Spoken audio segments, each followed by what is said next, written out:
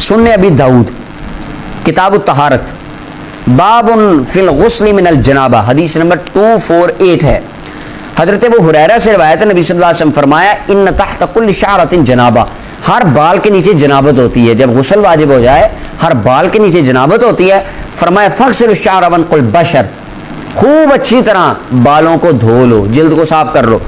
اب یہ دیکھیں یہ حکم ہے کس لیے کہ ہر بال کے نیچے پانی پہنچانا مرد کے لیے، ہر بال کو گیلا کرنا یہ لازم ہے.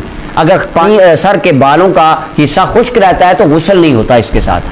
آگے امام ابو داؤد کا یہ مسئلہ تمام ہے، اس مسئلے کو اہل سنت بھی مانتے ہیں کہ سر کے بال کا اگر سر کا کوئی حصہ، بالوں کا کچھ حصہ اگر گیلا نہیں ہوتا، سوکھا رہ جاتا ہے، نہ اہل سنت کے نزدیک غسل ہوتا ہے، نہ دیوبندیوں کے نزدیک غسل ہوتا ہے، نہ وہابیوں کے نزدیک غسل ہوتا ہے. کسی مکتبہ فکر کے نزدیک غسل ہوتا ہی نہیں ہے. اگر سر کے بال خشک رہ جائیں یا ان کا کچھ حصہ خشک رہ جائے، یہ حدیث ہے کون سی؟ ابو داؤد کی، لیکن حدیث ضعیف ہے. امام ابو داؤد کہتے ہیں آگے، یہ حدیث آپ کھولیں گے آگے امام ابو داؤد کہتے ہیں الحارث بن وجیح حدیثہ منکر وہو ضعیف، یہ منکر روایت ہے، منکر راوی ہے، اس کی حدیث ضعیف ہے. لیکن عمل سارے کرتے ہیں. آپ کو ایسا نہیں ملے گا کہ کوئی مسلک کے عالم یہ فتویٰ دے دیں کہ نہیں جی ہمارے نزدیک چونکہ یہ حدیث ضعیف ہے تو لہٰذا اگر کسی کے سر کے بال تھوڑے سے سوکھے بھی رہ جائے تو غسل ہو جائے گا. کوئی نہیں دے گا. یہ جتنے کہتے ہیں میں ہوں مسلم علمی کتابی اور ہم تو بس کتاب و سنت کی بات کرتے ہیں، نہیں بس قرآن و سنت، ان سے کہیں جی یہ ضعیف روایت پہ آپ عمل کیوں کرتے ہیں؟ پہ کرتے سارے عمل ہے. اور لیکن جب اپنے فرقے کے خلاف بات آئے گی تو کہیں گے نہیں نہیں یہ حدیث ضعیف ہے، یہ نہیں ہم ماننی. سنن ترمذی حدیث نمبر 261 ہے، 261 نمبر روایت ہے.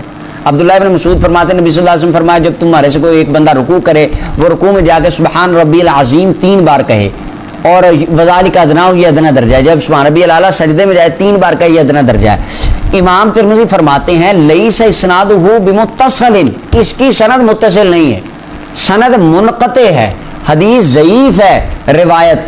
لیکن اہل حدیث حضرات کا بھی اسی پر عمل ہے، اہل سنت کا بھی اسی پر عمل ہے، دیوبندیوں کا بھی اسی پر عمل ہے. کسی بندے نے فتویٰ دیا ہے کہ آپ سجدے میں 1 بار سبحان ربی الاعلیٰ کہہ لیا کریں، رکوع میں 1 بار کہہ لیں سبحان ربی العظیم، کہتے نہیں کم از کم 3 بار کہنا چاہیے. کہاں سے دلیل ہے؟ ترمذی میں حدیث ہے، حدیث تو ضعیف ہے لیکن دلیل سارے بنائیں گے، لیکن جو بات اپنے نظریے کے خلاف ہے کہ وہ کہہ دیں گے یہ ضعیف ہے. اب یہاں پہ بھی ضعیف حدیث ہے، سارے عمل کر رہے ہیں. نبی صلی اللہ علیہ وسلم نے حضرت بلال رضی اللہ تعالیٰ کو فرمایا، ترمذی کی حدیث نمبر 195 فرمائی اذا اذنت فترسل، جب اذان پڑھ تو فرمایا اذان ذرا ٹھہر ٹھہر کے پڑھ، جس طرح ہمارے ہاں اذان پڑھی جاتی ہے آہستہ آہستہ ترنم کے ساتھ. جب اقامت کا ہے تو ذرا جلدی جلدی حضر کی صورت میں. اب سنیوں کی اذان بھی ترنم میں ہوتی ہے، بالکل ایک سلو انداز سے ترنم میں. دیوبندیوں کی مسجد میں اذان بھی بالکل ترنم میں، وہابیوں کی مسجد میں اذان بھی بالکل ترنم میں آہستہ.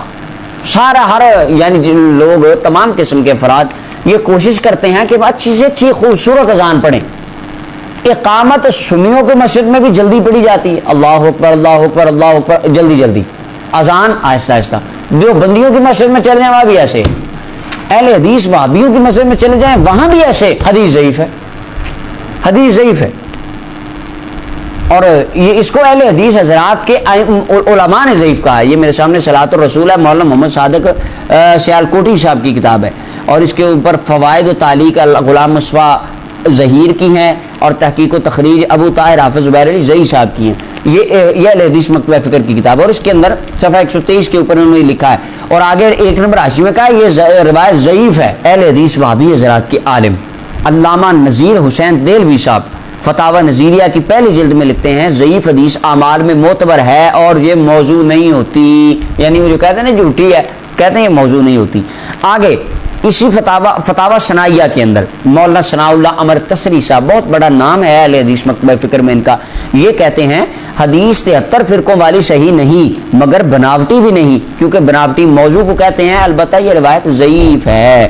آگے فتاوی ثنائیہ میں جلد اول صفحہ 510 پہ کہتے ہیں ضعیف حدیث کے ساتھ بھی جو فعل ثابت ہو وہ بدعت نہیں ہوتا. شب برات کی رات کو اگر کوئی کام ضعیف حدیث کی وجہ سے کر رہے ہیں تو کہتے ہیں وہ بدعت نہیں ہے، لہذا بدعت نہیں کہنا چاہیے. بدعت ہر بندے کو کہا کہ جہنم میں دھکا دے دینا، اسے یہ تھوڑا سا باز آئے اس کام سے.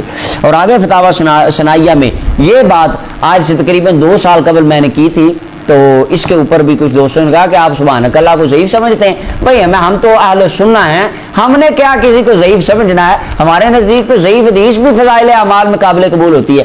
میں نے دراصل حوالہ یہ دیا تھا, مولانا ثناء اللہ مرتصری فتاوی ثنائیہ جلد 2 صفحہ 76 کے اندر کہتے ہیں نماز کے شروع میں سبحانک اللہم و بحمدک و تبارک اسمک و تعالی جدک و لا الہ غیرک پڑھنے والی حدیث ضعیف ہے, مگر عمل ساری امت کا ہے. یہ فتاوی ثنائیہ میں مولانا ثناء اللہ وہابی عالم وہ فرماتے, وہ کہتے ہیں کہ یہ ٹھیک ہے, یہ ساری امت کا عمل ہے اور ضعیف ہے. اور آگے فتاوی میں کہتے ہیں بعض ضعیف حدیث کی روح سے تکبیرات جنازہ کے ساتھ رفع یدین کرنا جائز ہے. ضعیف حدیث کی روح سے, ضعیف روایتوں کی روح سے. اب دیکھیں کتنے مقامات پہ ضعیف روایات کے اوپر وہ خود عمل کر رہے ہیں. تو یہ وہ اعمال تھے, عمل ساری امت کا ہے, عمل سارے ہی کرتے ہیں, لیکن حدیثیں ضعیف ہیں اور سارے عمل کرتے ہیں.